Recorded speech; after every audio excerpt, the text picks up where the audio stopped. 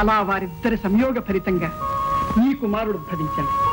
ఇన్నాళ్ళు షణ్మాతల వద్ద పెరగడం వల్ల ఇతని వృత్తాంతం నీకు తెలియలేదు. అలాగా తమ్ముడు? అన్నా గజానన, నీ ఆగమనం కోసం నీ తల్లిదండ్రులు నిరీక్షిస్తూ ఉంటారు. పదవయ్యా.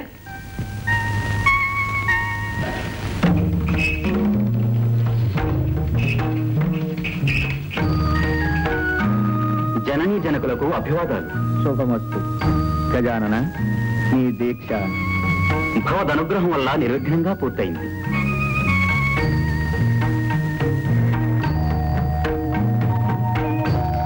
అమ్మా, ఏమిటమ్మా అలా చూస్తున్నావు?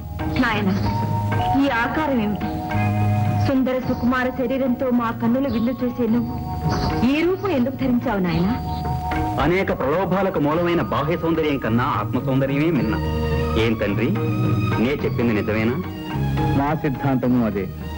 అందుకే భస్మాంగరాగం, నాగాభరణాలు, గజ చర్మ ధారణ ఎన్నుకున్నాం.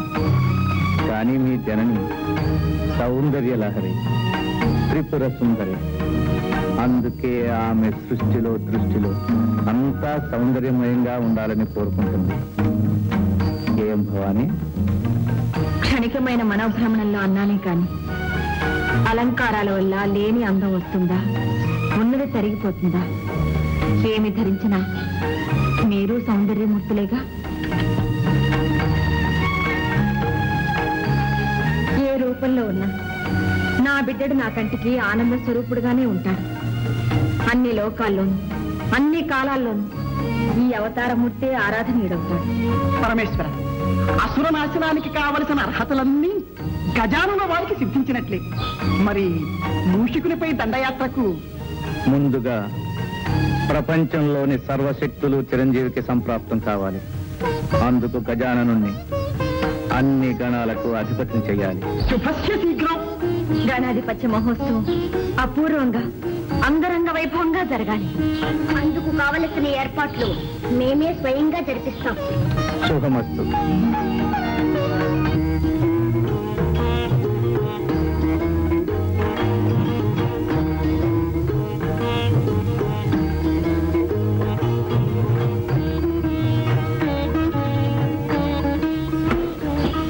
నంది, బ్రహ్మాది సకల దేవతలకు శుభవర్తమానములు పంపినారా? మీరు ఆదేశించిన విధంగా అన్ని ఏర్పాట్లు చేశాం. మంచిది.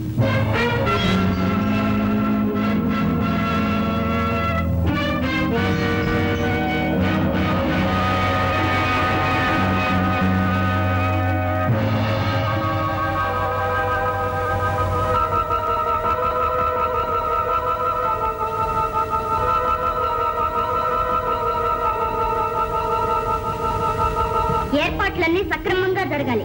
వెళ్ళండి.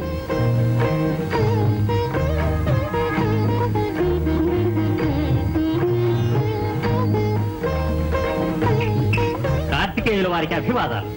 ఓ నందీశ్వరులా, గణాధిపత్య మహోత్సవానికి సన్నాహాలు సక్రమంగా జరుగుతున్నాయా? ఆహా, సన్నాహాలైతే సక్రమంగానే జరుగుతున్నాయి. కానీ కానీ మహావీరులైన మీరుండగా గజాననునికి గణాధిపత్యం ఇవ్వడం శివగణంలో ఎవరికీ సంతృప్తికరంగా లేదు. ఏ అన్నగారు మాత్రం వీరులు కారా? ఆహా, కాదని కాదు. కానీ మీకున్న శరీర లాఘం, రాజసం, నాయకత్వ లక్షణాలు వారిలో లేవని. ఏమిటి ఈ మాటలంటున్నది? నిజంగా నందీశ్వరులేనా? ఆహాహా, ఇది నా మాట కాదు, మన వారందరి అభిప్రాయం. కావచ్చు, కానీ గజాననుడు మాకు అగ్రజుడు. ఆయనే అన్ని విధాలా ఆ పదవికి అర్హుడు.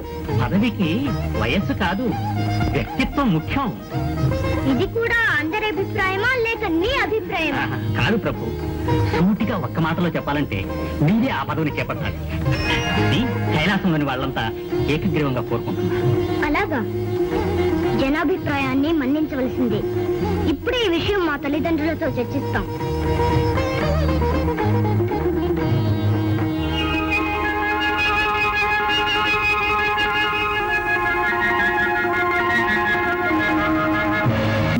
షణ్ముఖ, గణాధిపత్యం కోసం కలహం ఎందుకు? కావాలంటే ఆ పదవి నీవే పరిగ్రహించు. దానంగా పరిగ్రహించవలసిన అగత్యం మాకు లేదు. ఎవరు సమర్థులో నిర్ణయించి వారికే ఇమ్మంటున్నాం.